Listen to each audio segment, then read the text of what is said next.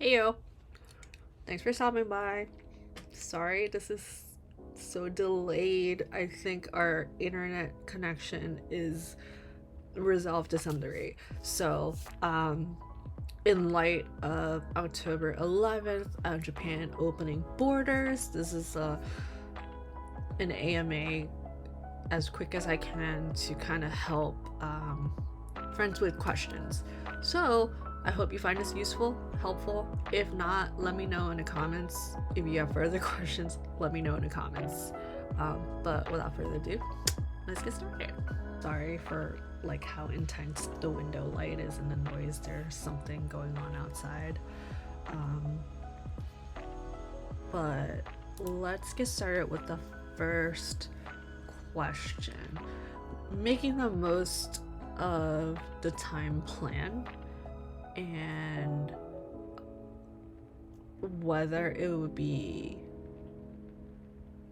preferable to stick to one city versus city hopping. It would depend on the amount of time. If you have a couple of weeks, absolutely do multiple cities.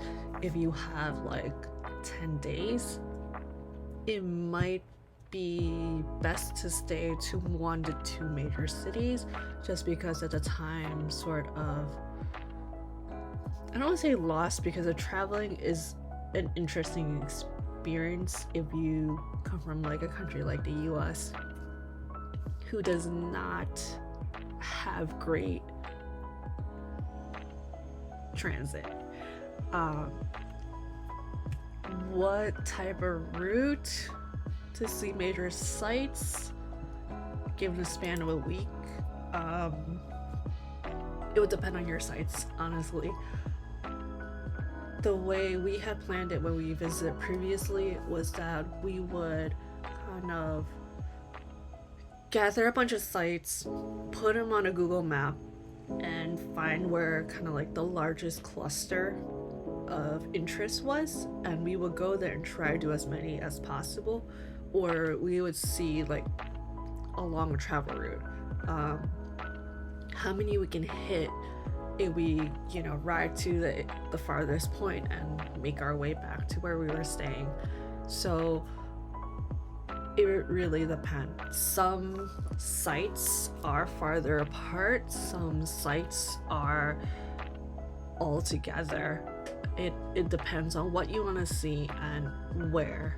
Like, for example, in Kyoto, a lot of the temples and like the major visual sites like Sanenzaka and Minenzaka, which are like those shopping streets, are like very close together.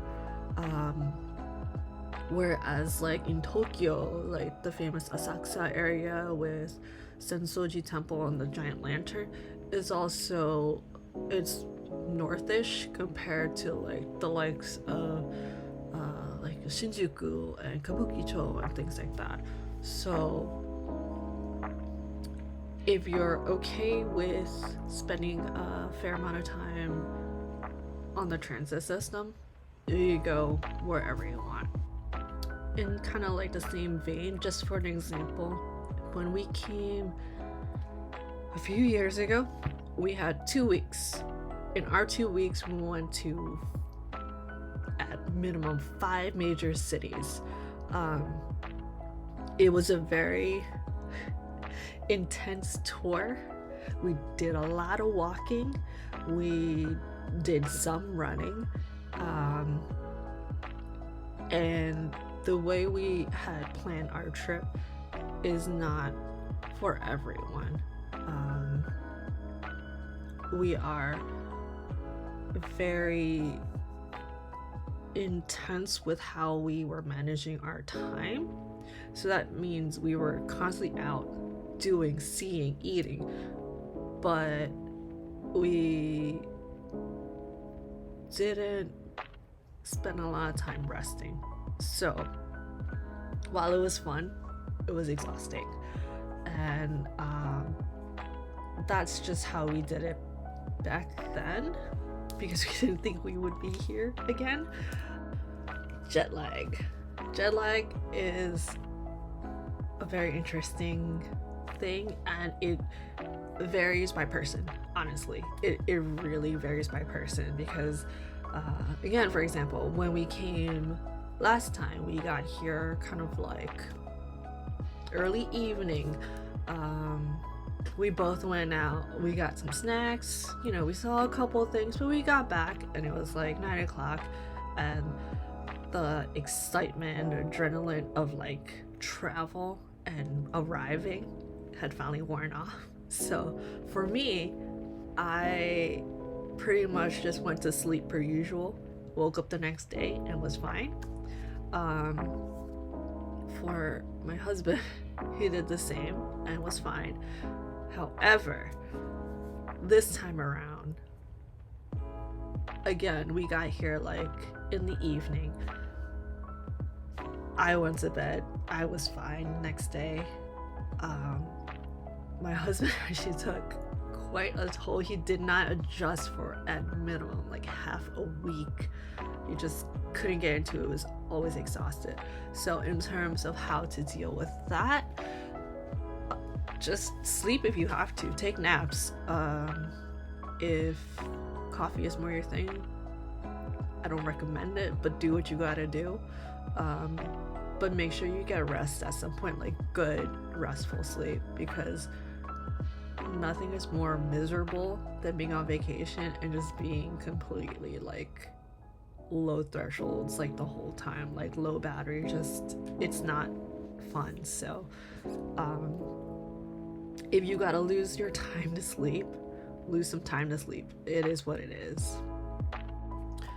So as per kind of like popular tourist stuff and off the beaten path stuff, there used to be a lot of like smaller companies that provided like local guides and things like that. I honestly don't know how they're faring because I haven't looked into it recently. I hope they're making a comeback, but it may be a little slow to get back up to speed as per, before the country shut down. But you can, at least what we did was that we would pinpoint kind of like the big touristy spots and just kind of like look on Google Maps around it to see if there was anything that might catch your eye. And there's actually a lot of content on YouTube that kind of goes into like, the little alleys, the little like lesser known spaces and things like that. So there's always that, like there's no like you have to go to the secret underground tunnel or anything like that. Like there's always a bunch of hidden gems, like literally just right off the main thoroughways and right around the main sites usually. On tattoos, if you are just walking down the street, nobody really cares, especially if you're in a major city. There's too many bodies. Yeah, it's just nobody has the time to really like go out of their way to be negative towards what is visibly a foreigner having tattoos when tourism is open. Not a big deal. Now when it comes to kind of like onsens, public baths, things like that, they are still stringent about it. There are some that allow people with tattoos, no problem. Very few. There are some who are trying to work around that and keep, their usuals happy while trying to bring in new clientele by offering stickers that you can buy, that you could, basically they're like beige colored stickers that you can buy. You put them on, you go in the bath, and then you could take them off after. The only really sure way that I know of that you could go into a bath with tattoos no problem is to get a private bath, unfortunately. If you're at kind of like a ryokan, or you find an onsen that offers kind of like baths without you having to stay there or some such, you can reserve like an allotment of time, and you will get the bath to yourself. And you could go in co-ed then as well. But other than that, like unless you get like an in-room onsen or reserve a slot in a private onsen or things like that, it's just not acceptable just yet. It's still a little antiquated in that manner. Learning Japanese before coming is absolutely helpful. If you can, get the basics down, so that way you can at least kind of navigate the everyday, like, buying things, asking for directions, just like, an affirmative or a negative response to a question being asked to you, things like that would be super helpful. Like, where's the bathroom? How much does this cost? Is it left or right? Things like that. I'm gonna have to find like a quick guide, and I'll post it somewhere, like either in the comments or somewhere up here. But absolutely, I mean, if worst comes to worst, honestly, if it's just for your own knowledge, at least you could understand some things, like, like signage. Visually, I would absolutely recommend learning the kanji characters for like entrance and for exit, for male and female for the bathrooms, things like that. So places like Tokyo, especially since 2020, have actually been revamped. There's a lot of English everywhere, and there's a lot of like romaji, which is like Japanese in English letters, that will help you kind of navigate a little easier. So not everything is like strictly in Japanese. Osaka, I think, is similar as well, but once you leave the major kind of hubs, the amount of English visible will be decreased. So what is my favorite touristy thing that I've done?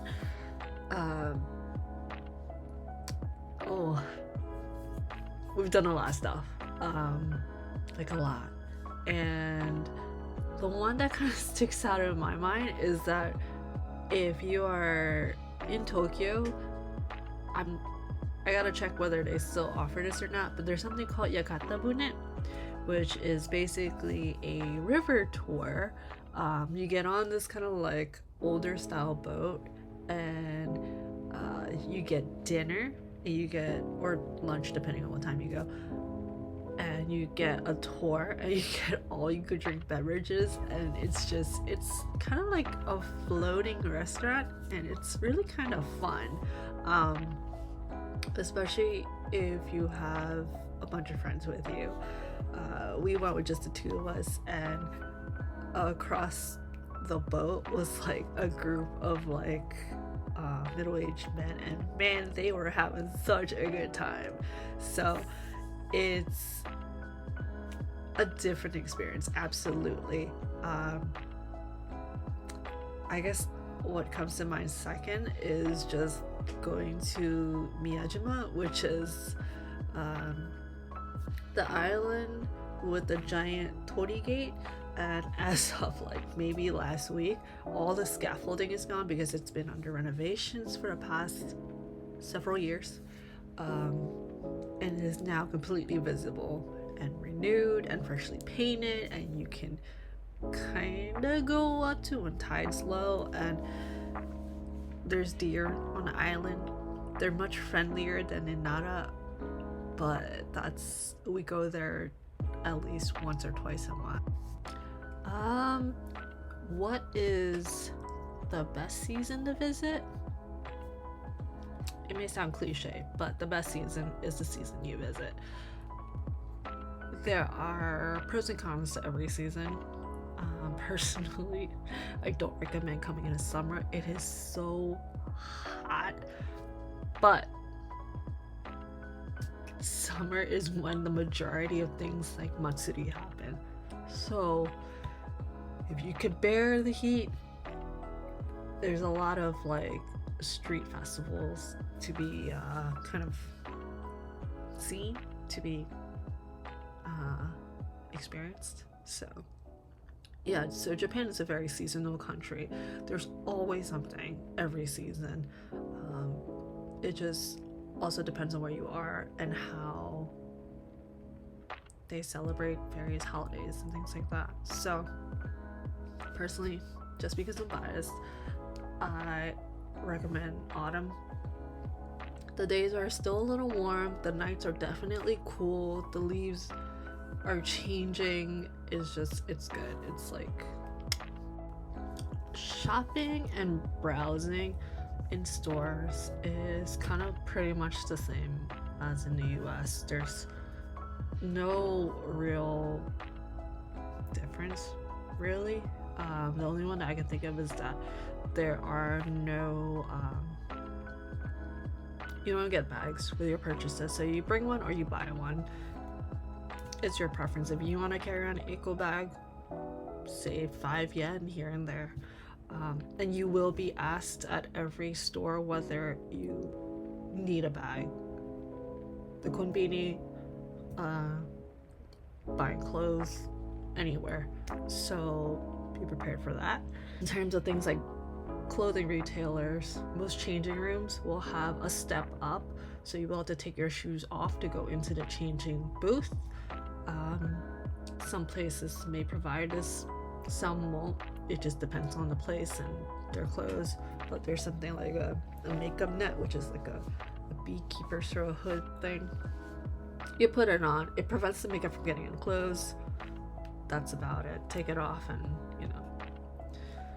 Restaurants and eateries, there's no real wait service. If you need something, you'll call the server over. They're not gonna come check up on you. They're not gonna ask you how your meal was. They're only gonna bring you your check if that's how their like checkout system works.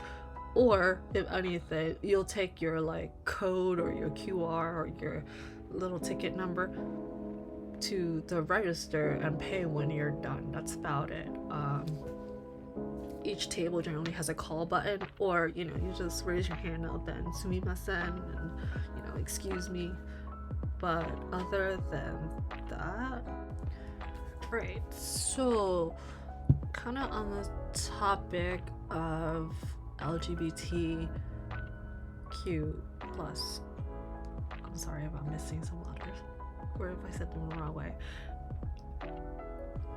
In the likes of Tokyo and Osaka,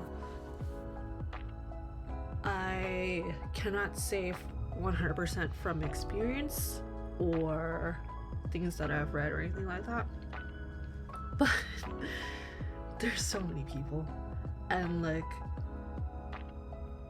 everyone is in the middle of going somewhere to do something, and for the most part cannot be bothered to care, especially if you are kind of like visibly not Japanese. Like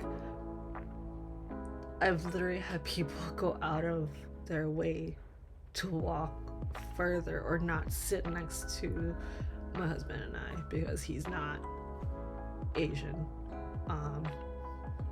So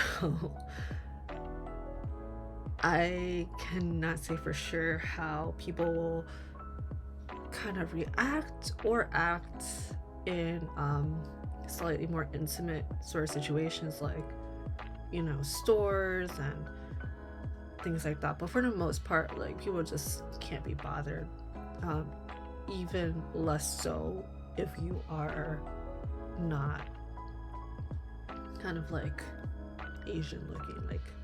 And Japan right now is, while there is no legal mandate to wear a mask, everyone still wears a mask because each sort of private establishment, that's their policy. So I mean, most people are messed up anyways, and like I said, like there's just not enough time to be concerned with somebody else. One last concern about language barrier. If you have a smartphone, honestly, just pull up Google, like Translate. It's helped me in a pinch. It still helps me. I use it to check like kind of ingredients sometimes because I can't read kanji. Use it. It's a tool, and it'll definitely help better, or it'll help be more accurate than hand gestures and things like that. So yes, it will help you to learn phrases and to recognize certain like letters for, you know, various things. But with tools like Google Translate, that will definitely help you get your question, your message, your concern across a little bit more accurately than trying to fumble for an answer. So use what you got, do what you gotta do. Yeah, thanks for watching. I hope that answered some of the questions.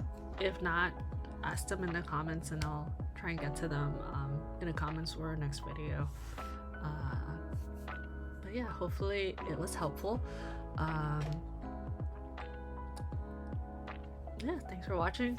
Like, subscribe, all that fun stuff, and hoping to bring more content soon that's not in here. So yeah, see ya.